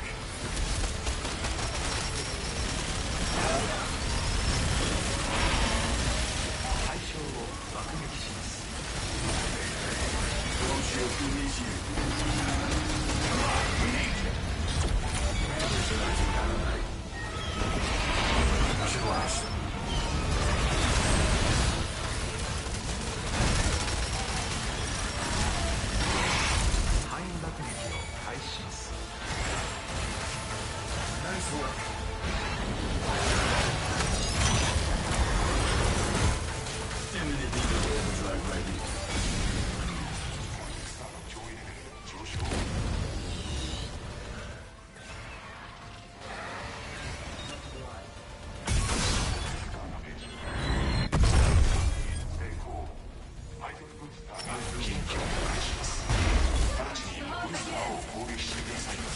私にはエグゾプリマルという最重要タスクがあります。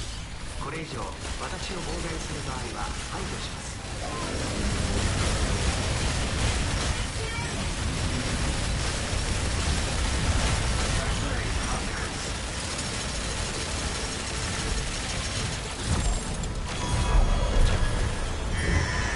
ベティモスが合図の起動完了しました。危険です。ベティモスから離れてください。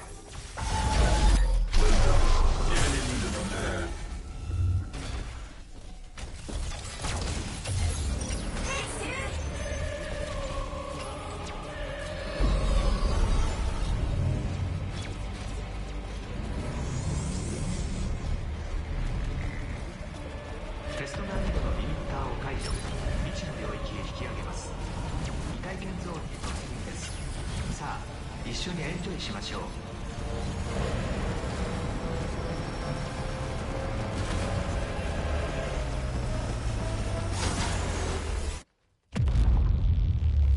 これが最後の戦いになるでしょう。エグゾス2の性能を限界まで引き上げます。複数のシチュエーションが進行中です。リヴァイアさんを止める時間はまだ残されています。能力を最大限に発揮し、君たちのベティモスを倒してください。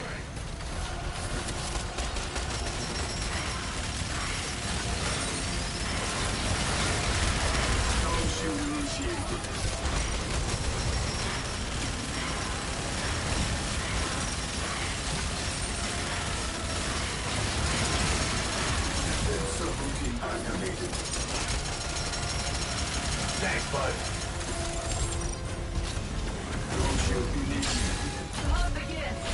近距離の対象を排除します。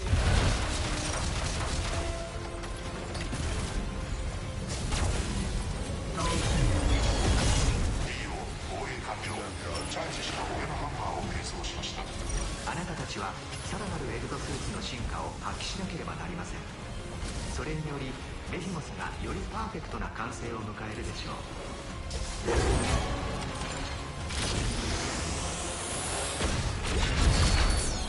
消滅を確認。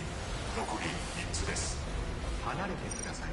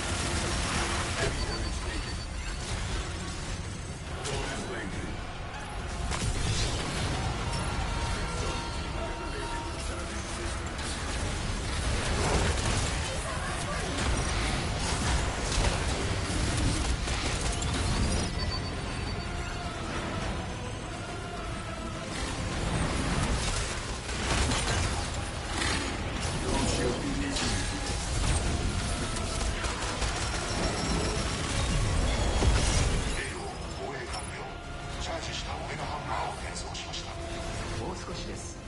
もう少しでベヒモスが完成します。まもなくフィナーレです。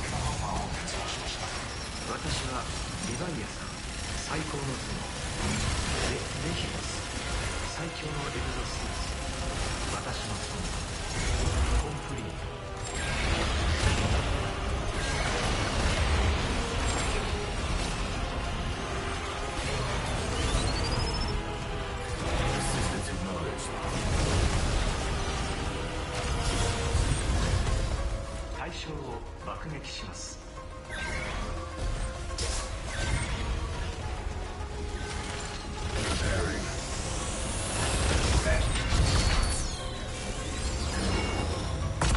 最後の破壊対象の消滅を確認。バインが破壊されました。危険を検知、強力な攻撃に備えてください。全員でボルテクサーを運び、ベヒモスにぶちかましてください。ボルテクサーの脅威レベル上昇。脅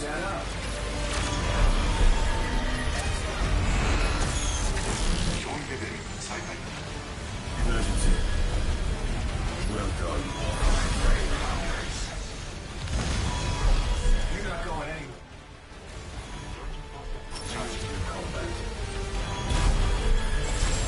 80%. Nice work. Charging max. Emergency.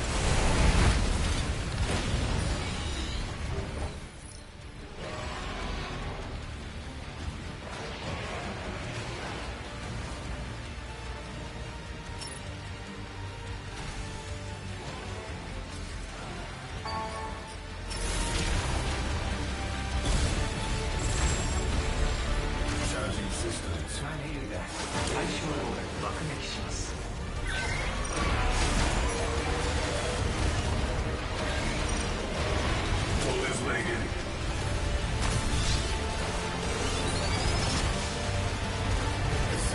ハイパー撃を開始します。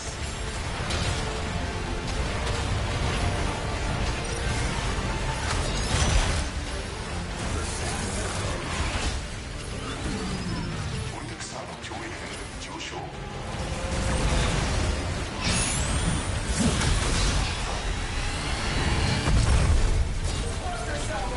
エグゾスーツのリミッターを強制解除します。ブースターの総攻撃破壊してください。バトルテスト停止やめろやめろ永遠休息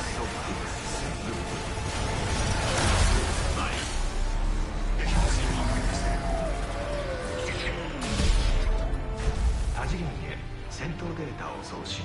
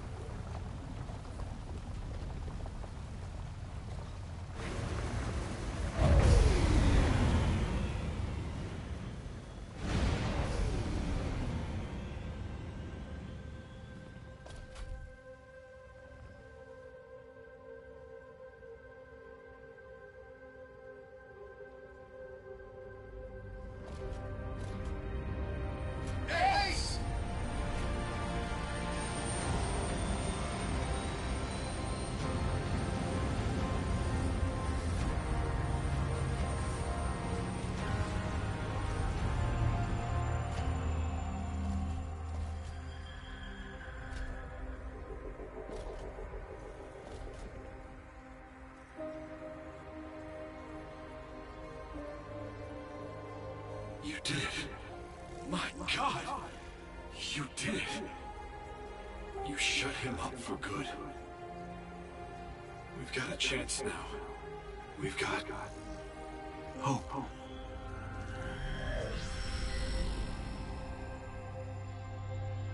I'm afraid it's time for me to go. But this is yours.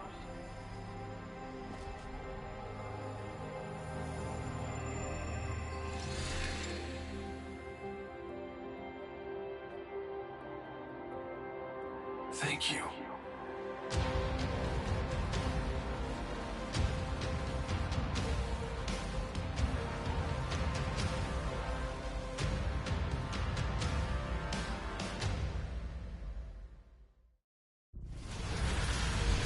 None may withstand my blade.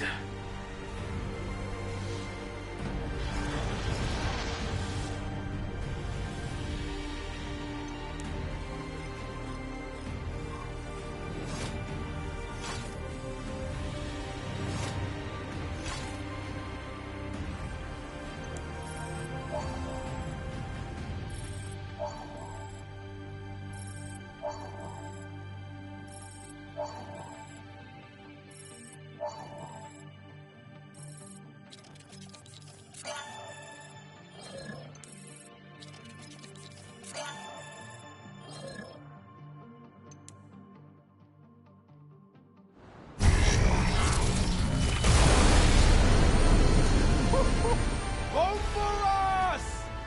Sandy, what year is it? Hang on, Chief. I'm just restoring Sandy and integrating interstitial experiences. Okay, come on. Oh, come on. VHF time signal confirms the year is 2043.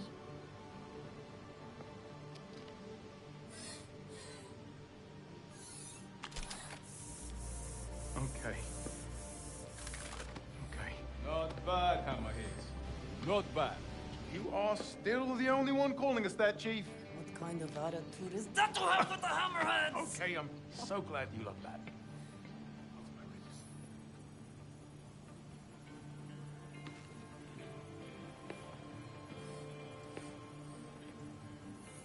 At the end there, what was that?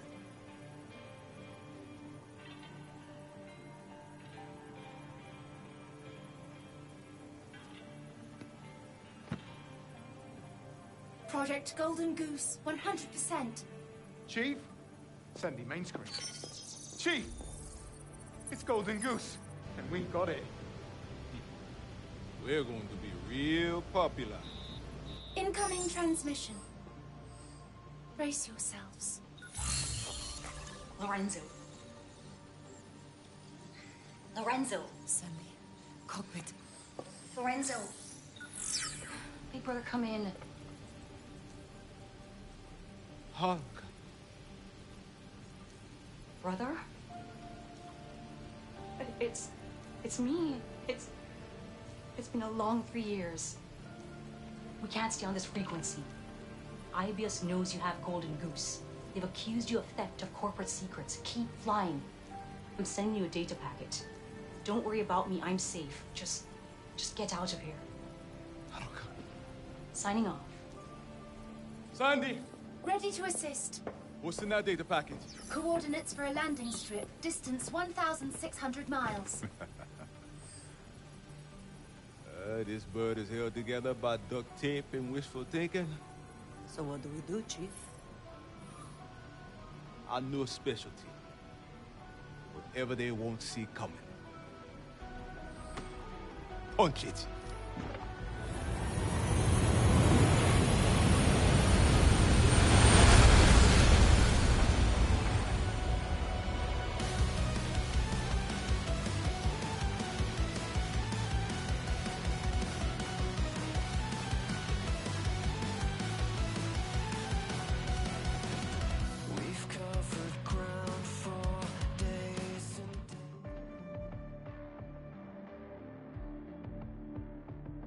Your suit seems to have suffered great damage.